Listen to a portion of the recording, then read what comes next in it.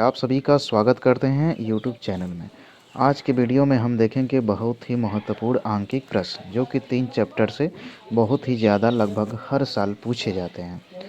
तो सबसे पहले देखिए बिलियन चैप्टर से आपका आंकिक प्रश्न आता है, दूसरा आता है वैद्युत रसायन से और तीसरा आता है रासायनिक बलगतिकी से।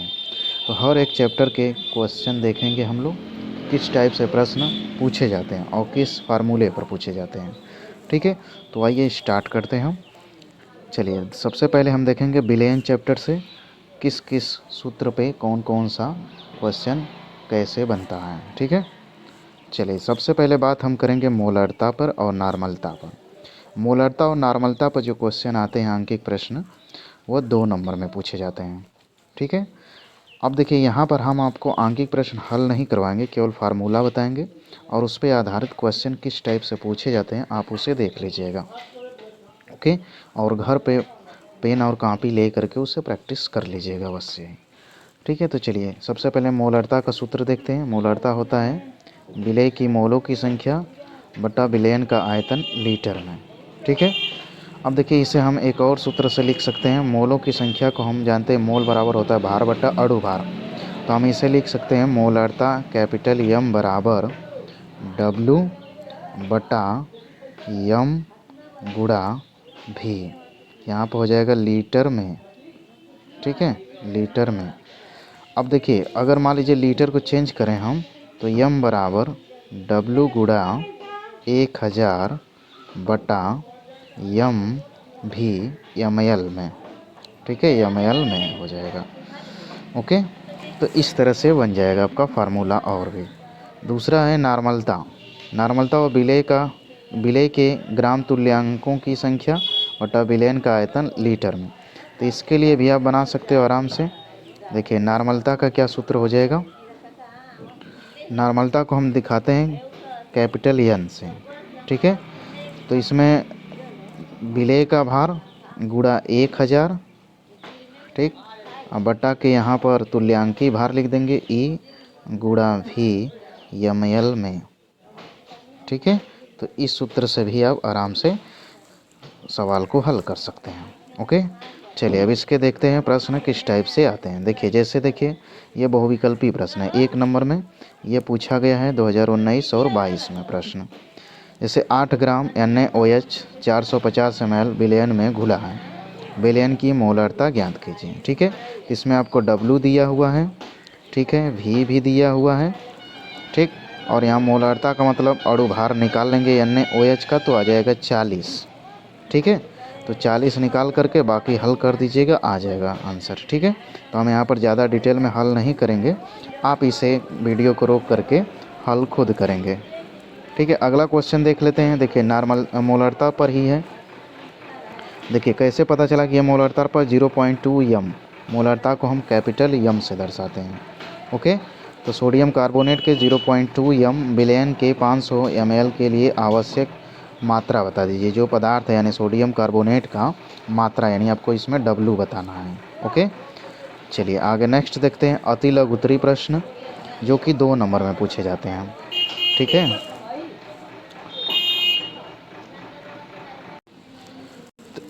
इस प्रश्न को कैसे हल करेंगे।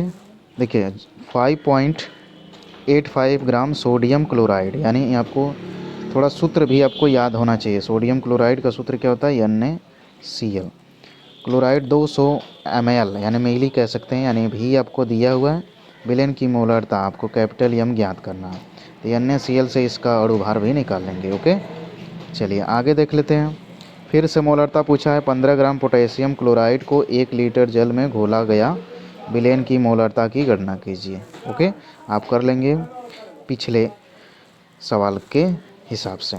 ओके, फिर यहाँ पर दोनों चीज़ पूछा है मोलरता और नॉर्मलता, तो दोनों का सूत्र आपको बता चुके हैं, 2017 में आया हुआ है। ठीक है, चलिए आगे देखते हैं।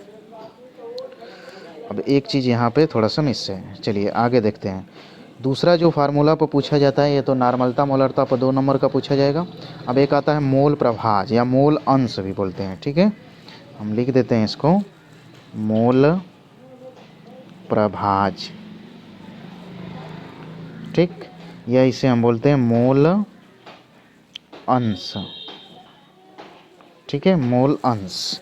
तो परिभाषा भी इसका याद रखिएगा। कभी कभी क्वेश्चन क्या करता है कि परिभाषा पूछ करके एक छोटा सा क्वेश्चन दे देता है, तो ये 2 से 4 नंबर, मैक्सिमम 4 नंबर में क्वेश्चन आता है। अगर इस पर अगर प्रश्न आता है, आंकिक प्रश्न, तो 4 नंबर में आएगा।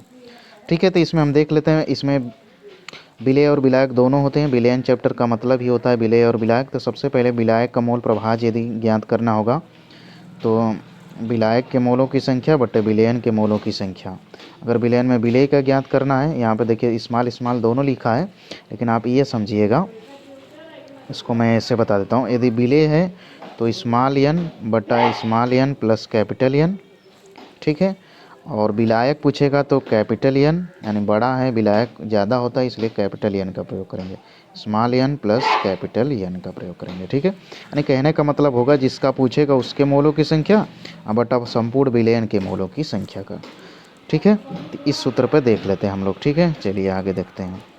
देखिए सबसे पहले बहुविकल्पी क्वेश्चन को देखते हैं। 1 नंबर में देखिए 90 ग्राम जल में 1.8 ग्राम ग्लूकोज का मोल प्रभाज ज्ञात कीजिए, जो कि 2018 में आया है, ठीक है। तो इसमें देखिए विलेय और विलायक आपको सबसे पहले छांट लेना है। तो देखिए 1.8 ग्राम ग्लूकोज है तो यह विलेय हो गया, और 90 ग्राम जल है तो विलायक हो गया। मोलों की संख्या निकालने का सूत्र होता है मोल बराबर भार बटा अणु भार निकाल लीजिएगा, या मोलर द्रव्यमान कर लीजिए, ठीक है। इस पे कर देंगे तो सबके मोलों की संख्या ज्ञात हो जाएगा, ठीक है। और फिर मोल प्रभाज ज्ञात कर लेंगे। दूसरा 1 मोल जलीय विलयन में मोल प्रभाज ज्ञात कीजिए। तो ये भी आपका मोल प्रभाज है, ज्ञात करिए। कोशिश करिएगा कि ये बहुविकल्पी क्वेश्चन में आता है, इसे याद ही रख लीजिएगा, ठीक है। चलिए आगे भी ऐसे ही बहुविकल्पी प्रश्न है जो कि 2022 में पूछा हुआ है। स्प्रिट के नमूने में एथेनॉल 90% है। वेट बाई वेट है, W/W का मतलब वेट बाई वेट, यानी 90 ग्राम एथेनॉल है का मोल प्रभाज ज्ञात कीजिए। स्प्रिट है, ठीक है। तो इसमें आप किसका ज्ञात करना है, एथेनॉल का। तो एथेनॉल का मोल प्रभाज ज्ञात कर लीजिएगा, ओके।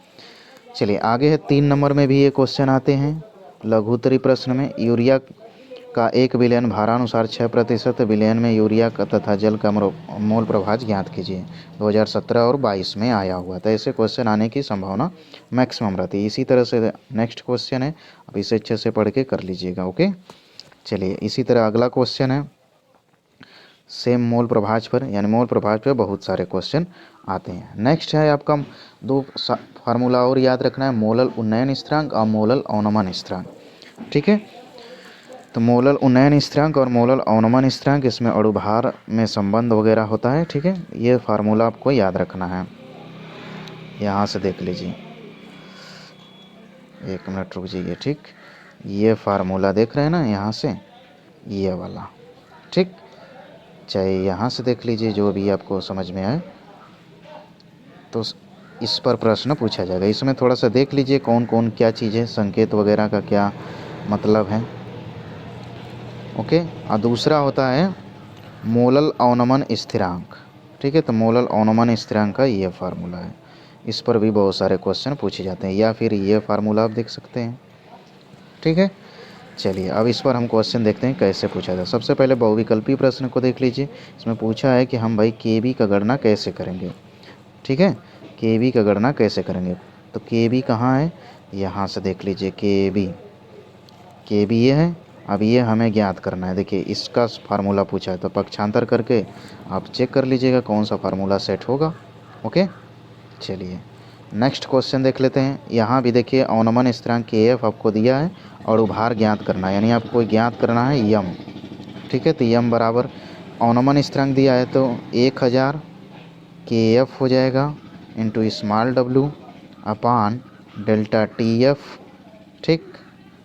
डेल्टा, 1 मिनट रुक जाइए, डेल्टा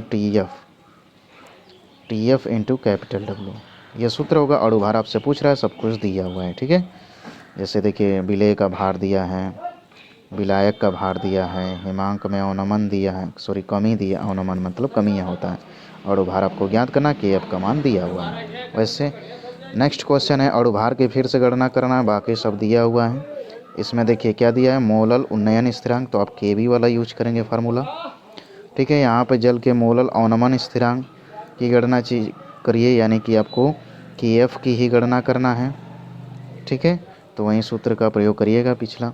ठीक है, अब ये प्रश्न 4 नंबर में भी पूछा जाता है, तो इसे भी ध्यान दीजिएगा, 2022 में आया हुआ है, सेम पिछले जैसा। अब नेक्स्ट चैप्टर आते हैं वैद्युत रसायन से। तो वैद्युत रसायन से मैक्सिमम क्वेश्चन आते हैं ई सेल या ईएमएफ निकालने को, विद्युत क्या बोलते हैं, विद्युत वाहक बल। ठीक है, विद्युत वाहक बल निकालने के लिए आता है। तो इस पर क्वेश्चन किस टाइप से आता है देख लेते हैं। वैसे इसका हमने वीडियो बना चुका हूँ कि कैसे आप विद्युत वाहक बल ज्ञात करेंगे, कैथोड एनोड वगैरह समझाया, वीडियो जाके देख लीजिएगा, बना हुआ है। ठीक है, तो हम इस पर बस सवाल देख लेते हैं कि कैसे कैसे सवाल या क्वेश्चन पूछे जाते हैं। देखिए, पहला क्वेश्चन इस टाइप से है, यहाँ से आपको क्या करा, विद्युत वाहक बल की गणना कीजिए।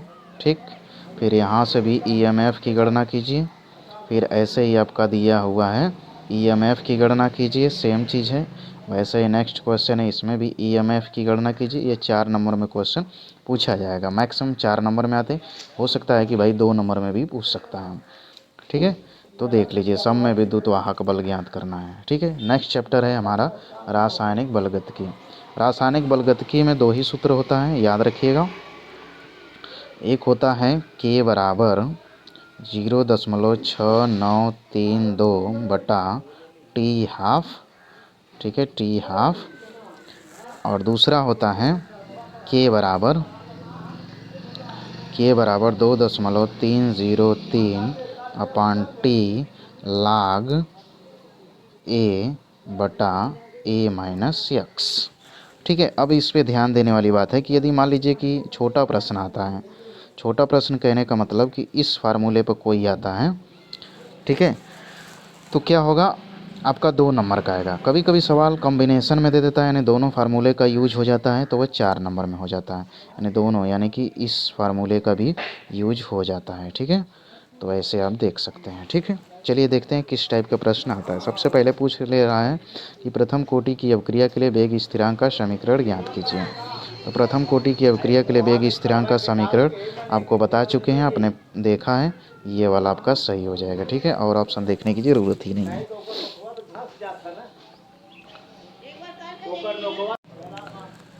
चलिए, नेक्स्ट जो क्वेश्चन है वह भी बहुविकल्पी प्रश्न ही है। ठीक है, तो बहुविकल्पी प्रश्न है, तो इसमें पूछा है वहीं दूसरा जो फार्मूला आपको बताए थे वहीं सूत्र आएगा यहाँ उत्तर। तो क्या कह रहा है, प्रथम कोटि के लिए वेग स्थिरांक तथा अर्धायु काल में संबंध ज्ञात कीजिए।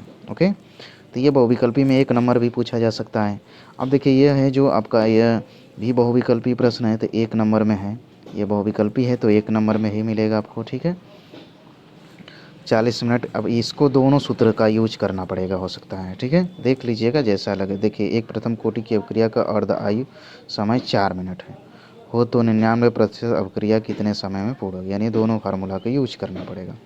ऐसे ही नेक्स्ट बहुविकल्पी प्रश्न है, एक प्रथम कोटि की अवक्रिया का अर्ध आयु काल 400 सेकेंड है, वेग स्थिरांक की गणना कीजिए। तो डायरेक्ट आप फार्मूला लिखेंगे, कौन सा फार्मूला लिखेंगे, ये वाला, K बराबर 0.6932 बटा टी हाफ, इसी पर रख के हल कर देंगे, आ जाएगा। ठीक है, चलिए नेक्स्ट है लघु उत्तरीय प्रश्न। 3 अंक के कैसे प्रश्न पूछे जा सकते हैं, तो उसे भी देख लेते हैं। देखिए, अगर इस टाइप से प्रश्न पूछा जाता है सिद्ध करने के लिए, ठीक है, अब देखिए यहाँ से सिद्ध कैसे करना है। प्रथम कोटि की अवक्रिया के लिए वेग स्थिरांक के व्यंजक लिखिए तथा सन्निहित चित्रों को समझाइए। दर्शाइए कि प्रथम कोटि की अवक्रिया का अर्धायुकाल अभिकारकों के आरंभिक सांद्रण पर निर्भर नहीं करती। ये प्रश्न दिया है 2014 और 17 में। तो ये ऐसे प्रश्न पूछेगा तो 4 नंबर में, सॉरी 3 नंबर में। नेक्स्ट क्वेश्चन का टाइप इस तरह से है, तो इसे भी आप देख लीजिएगा अच्छे से, ये बहुत बार पूछा गया है, जैसे कि देख सकते हैं 2015, 19, 22 और 2017 में। ओके, ऐसे ही नेक्स्ट क्वेश्चन है जो कि 2019 में पूछा गया है, 100 सेकंड में 50% संपन्न होती है अवक्रिया का वेग स्थिरांक की गणना कीजिए। ओके, चलिए ऐसे ही नेक्स्ट क्वेश्चन देख लीजिए यहाँ से पूरा। ठीक है, कि एक प्रथम कोटि की अवक्रिया का आधा भाग 50%, आधा का मतलब होता है ये 50%, 10 मिनट में पूर्ण होता है, तो 80% भाग कितने समय में पूर्ण हो जाएगा, यानी आपसे टी पूछ रहा है। ठीक है, यानी दोनों सूत्र का यूज होगा यहाँ पर। आगे देख लेते हैं, एक प्रथम कोटि की अवक्रिया का अर्धायु काल 60 मिनट है, कितने समय में अवक्रिया 90% पूर्ण हो जाएगी, तो ये आपसे यही टी पूछ रहा है इसमें। ठीक है, फिर सिद्ध करने वाला है। सिद्ध करना होगा तो आपको दोनों सूत्र का यूज करना होगा। आप देख लीजिएगा उसे अच्छे से।